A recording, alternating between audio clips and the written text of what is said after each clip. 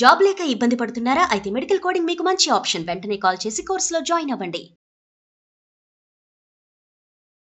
Hi viewers, India's largest digital media network Suman టీవీకి స్వాగతం. ప్రస్తుతం మనతో ఉన్నారండి motivational speaker and Kinnera welfare society founder Nagachandrika అమ్మ.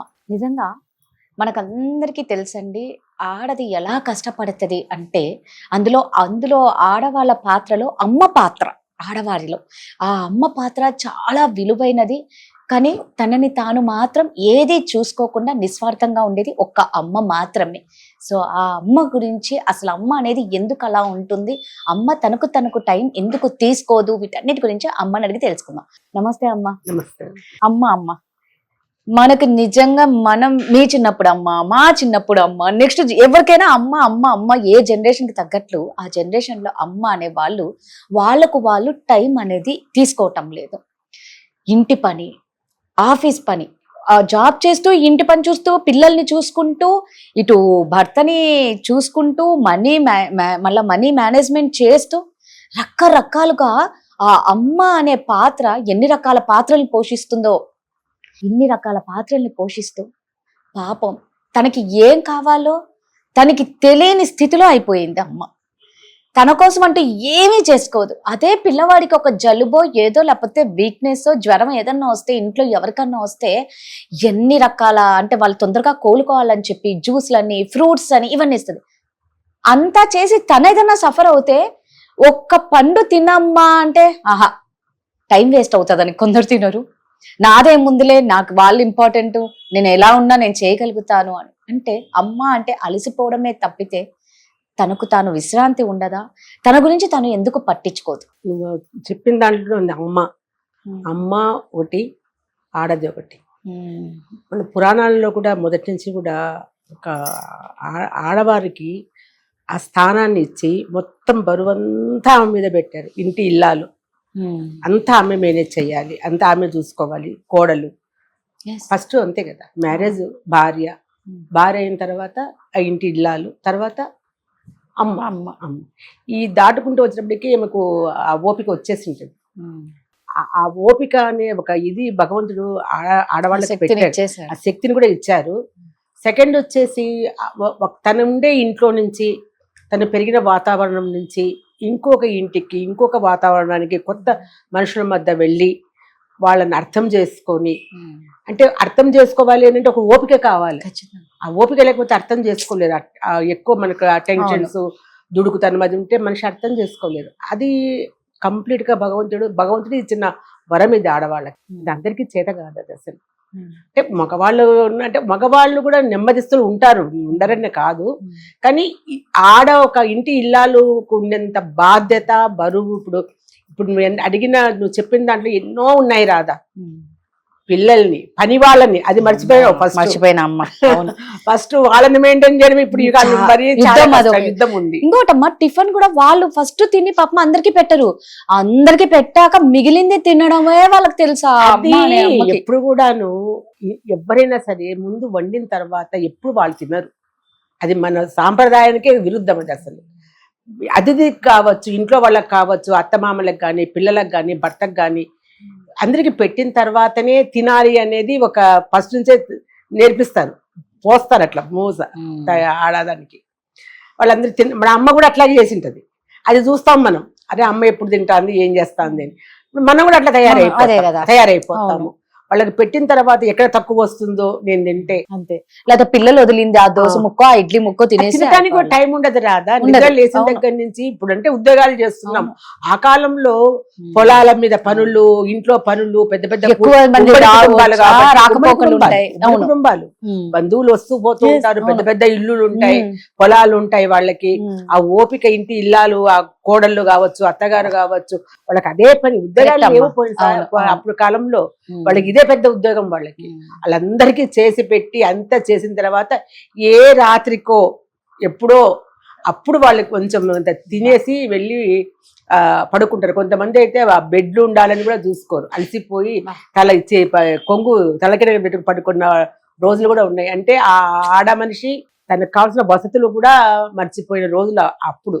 కానీ ఇప్పుడు మనం అంతా మనం అన్నీ పోయినాయి, కొంచెం కొంచెం మనం ముందుకు వచ్చాం కాబట్టి అన్ని వసతులు అవి ఇవి కోరుకున్నా కూడా ఎన్ని వసతులు ఉన్నా ఈ పని మాత్రం తగ్గటం లేదు. కాకపోతే ఒక్కటి నేను చెప్పేది ఏంటంటే, నువ్వు చూడు అన్ని చూడు. జనరల్ గా ఫైనాన్షియల్ అనేది కూడాను మగవాడి ఆలోచన ఒక రకంగా ఉంటుంది, ఆడ మనిషి ఆలోచన ఒక రకంగా ఉంటుంది.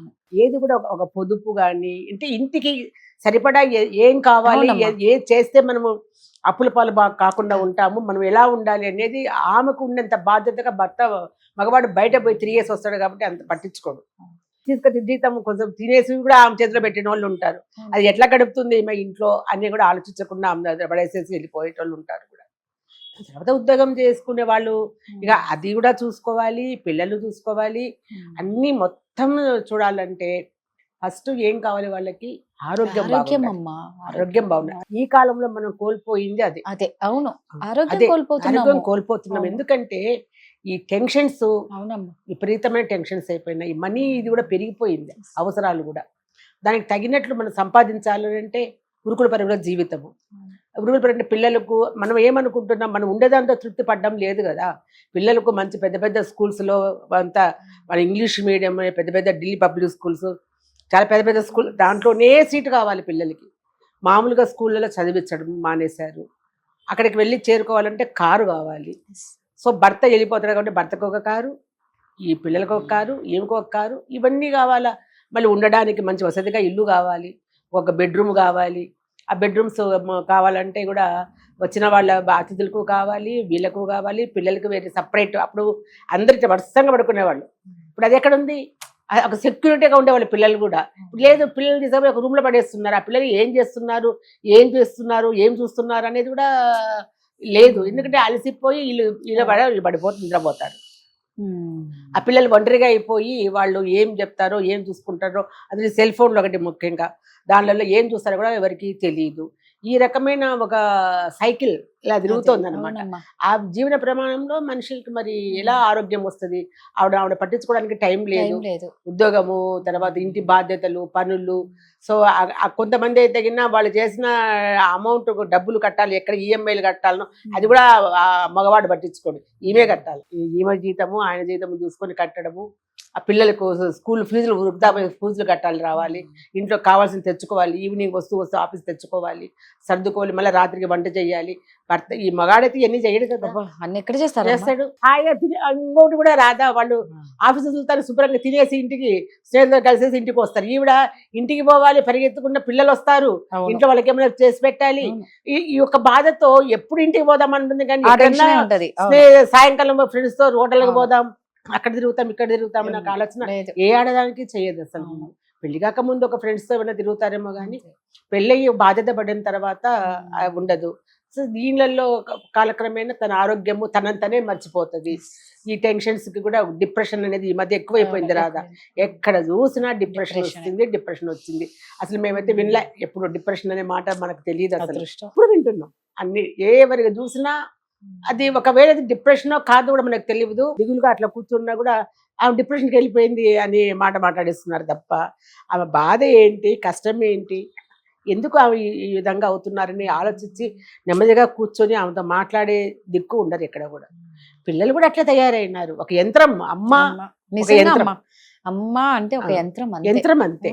కాబట్టి సరే ఇవన్నీ ఏం చూసినా ఒకటి రాదా, నాకు కూడా అనిపిస్తుంది ఈ మధ్య మనం బాగుంటేనే ఏదైనా అంతే అమ్మ. మనం బాగుండాలని కోరుకునే వాళ్ళు కూడా చాలా తక్కువ మంది ఉంటారు. వాళ్ళ అవసరాలు మనతో తీర్చుకుంటారు తప్ప ఆమె బాగుంటే మేము బాగుంటాం కదా అనేది ఉండదు. బాగలేదు అని అంటే హాస్పిటల్కి పోవచ్చు కదా, అంతే, చూపించుకోవచ్చు కదా, వెళ్ళొచ్చు కదా అంటారే తప్ప తీసుకెళ్దాం మాత్రం అది ఒక సెక్యూరిటీగా మంచి పిల్లలు కానీ భర్త కానీ పోదాం హాస్పిటల్కి అని చెప్పి తీసుకెళ్లి చూపించి దగ్గర ఉంటే అది ఎంత ఆనందం, ఆమె పడ్డ శ్రమ అంతా మర్చిపోతుంది. ఆ సంతోషం కూడా ఇప్పుడు ఉండే ఆడదానికి లేదు. ఇవన్నీ కూడా మనల్ని ఎవరు పట్టించుకోరు. మన ఆరోగ్యం మన చేతిలోనే, మనమే కాపాడుకోవాలా, మనల్ని ఎవరు చూడరని గుర్తుంచుకోవాలి అమ్మలందరూ. అంతే, ముందు మనం ఆరోగ్యంగా ఉంటేనే ఏ పనైనా చేసుకుంటాము. ఇప్పుడు ఉండే పరిస్థితులకు కూడా రాదా, ఎప్పుడు ఏ క్షణము ఎవరు వెళ్ళిపోతారో తెలియదు, ఎవరు ఉంటారో తెలియదు. భర్త చెప్పలేము, పిల్లలు చెప్పలేము, మనం ఒంటరిగా మిగిలిపోతాం. ఆ ఒంటరిగా మిగిలిపోయినప్పుడు మనం ఏంటి అనేది ఒక్కసారి ఆలోచించుకొని ఫస్ట్ ఆరోగ్యం కాపాడుకోమని ప్రతి ఒక్క మహిళకు కోరుకునేది ఏంటంటే ఫస్ట్ మిమ్మల్ని మీరు చూసుకోండి, మీ ఆరోగ్యం కాపాడుకోండి. అంతే. ఏది వచ్చినా సంతోషాన్ని పోగొట్టుకోకండి. ఎన్నో ఎదురవుతాయి జీవితంలో మనకి. అంతే. మనకి ఎదురైన ప్రతి ఒక్క వ్యక్తి, ప్రతి ఒక్క మనిషి మనం బాగుండాలని కోరుకునే వాళ్ళు ఉండరు. కాబట్టి మనల్ని మనం బాగా చూసుకోవడం అనేది దీనికి లాస్ట్కి మనం ఇవ్వగలిగింది. థ్యాంక్ యూ అమ్మా.